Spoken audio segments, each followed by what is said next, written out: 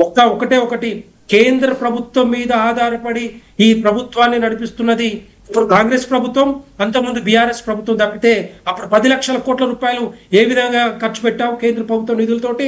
ఈ రోజు కూడా ఇప్పుడు కూడా ప్రతిదీ హైవేస్ కానీ, స్కైవేస్ కానీ, రైల్వేస్ కానీ, ఎయిర్వేస్ కానీ ఎక్కడ చూసినా కూడా మొన్న దగ్గర 86,000 కోట్ల రూపాయలు మరి రోడ్ల కొత్త రోడ్లు హైవేలు వేయడానికి మరి కోమటిరెడ్డి వెంకటరెడ్డి గారు వారు స్వయంగా చెప్పారు. చాలా మంది ఏమంటారు చెప్పండి.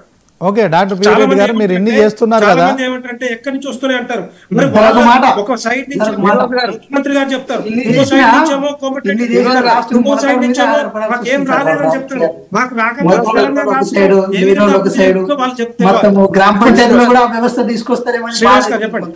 Okay okay doctor P Reddy గారు, ఇన్ని చేస్తున్నారు కదా తెలంగాణకు, అయినప్పటికీ కూడా ఎందుకని మొన్న జూబ్లీ హిల్స్ లో మీరు వెనకబడిపోయారంటే ఏం చెప్తారు?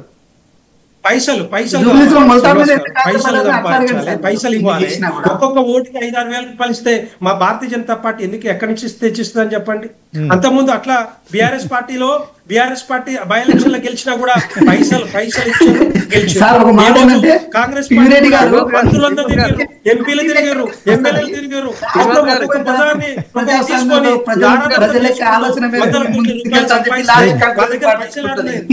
సార్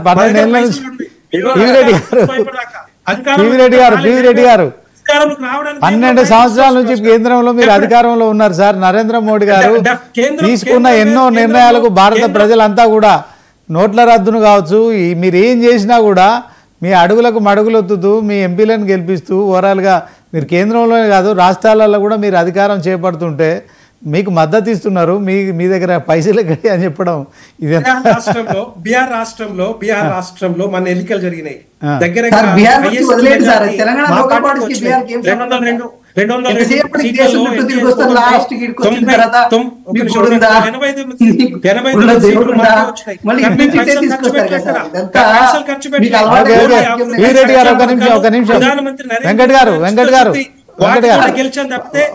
వాసుదేవరెడ్డి గారు మాట్లాడండి, చెప్పండి.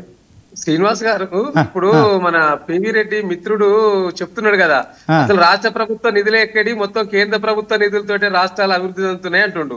గ్రామాలకు మొత్తం పైసలు 15th ఫైనాన్స్ అంతా కేంద్రమే పంపుతుంది అన్నాడు.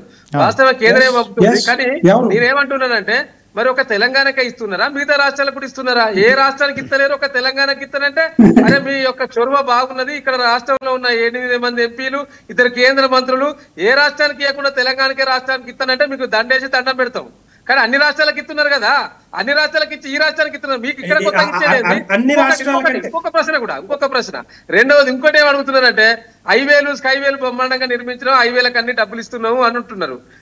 హైవేల నుంచే డబ్బులు అయితే పీపీపీ మోడల్లో మళ్ళీ ప్రజల నుంచే వసూలు చేస్తున్నారు కదా పైసలన్నీ కూడా. ఇప్పుడే మీరు కొత్తగా సెంట్రల్ గవర్నమెంట్ నుంచి డబ్బులు తీసుకొచ్చి పెట్టి ప్రజలకే ఉచితంగా ఇస్తలేరు. ఉచితంగా రోడ్డు మీద తిరగాలంటే ట్యాక్సీలు కట్టాలి ప్రజలందరూ కూడా.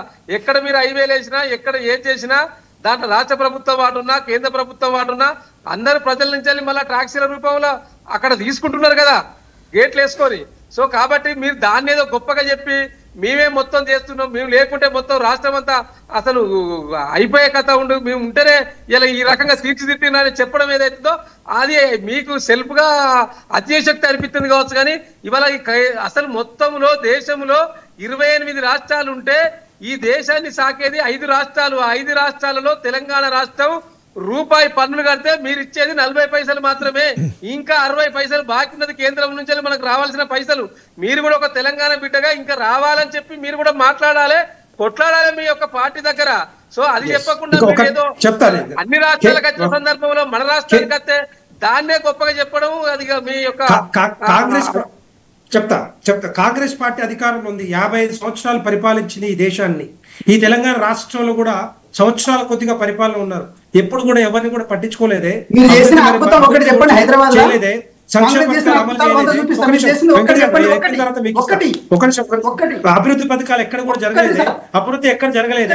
నేనేమంటున్నా, ఎస్ డెఫినెట్ గా ఈ భారతదేశంలో మిగతా రాష్ట్రాలకు భిన్నంగా ఈ తెలంగాణ రాష్ట్రానికి ఎక్కువ శాతం నిధులు ఇచ్చింది, ఎక్కువ శాతం నిధులు ఇచ్చింది కేంద్ర ప్రభుత్వం. ఎందుకంటే మా కేంద్ర మంత్రివర్యులు కిషన్ రెడ్డి గారు, బండి సంజయ్ గారు ఉండబట్టే ఈ రోజు ఈ రాష్ట్రానికి ఈ రాష్ట్రానికి ఎక్కువ నిధులు వచ్చినాయి. ఆయన కూడా వెంకట్ ఒక్క నిమిషం మా కేంద్ర మంత్రివర్యులు కిషన్ రెడ్డి గారు ఒక పవర్ ఏమిచ్చారు, ఎక్కడెక్కడ ఖర్చు పెట్టినాం, ఎట్లా ఖర్చు పెట్టినాం, ఏ విధంగా ఈ తెలంగాణ రాష్ట్రం అభివృద్ధి చెందింది, ఇవన్నీ కూడా 23 ఎన్నికల ముందు ఒక గంటసేపు ఒక పవర్ పాయింట్ ప్రెజెంటేషన్ ఇచ్చారు.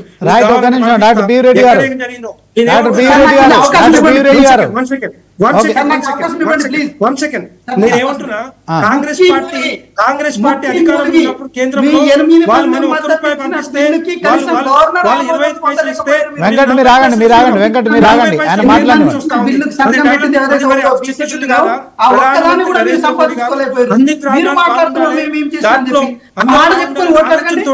ఈ గ్రామాల అత్యవసర సిద్ధాంతం ఏదైతే పాలసీలో దాని కట్టుబడి మేము తెలంగాణ రాష్ట్రమే ఇద్దరు మాట్లాడదు ఆగండి. డాక్టర్ పివిరెడ్డి గారు మీరు ఆగండి. డాక్టర్ పివిరెడ్డి గారు, వెంకట్ గారు, మొత్తానికి బీఆర్ఎస్ బీజేపీ నాయకులు ఇద్దరు కూడా కాంగ్రెస్ మీద ఒక దండయాత్ర అయితే చేస్తున్నారు. సో అన్ని నోట్ చేసుకున్నారా వెంకట్ గారు? ఏం చెప్తారు చెప్పండి. ఓకే, ఇప్పుడు మాట్లాడండి సార్. ఇప్పుడు నేనేమంటున్నా అంటే, ఇందాక వాసుదేవ్ రెడ్డి గారు కొన్ని విషయాలు చెప్పుండే. ఇప్పుడు లోకల్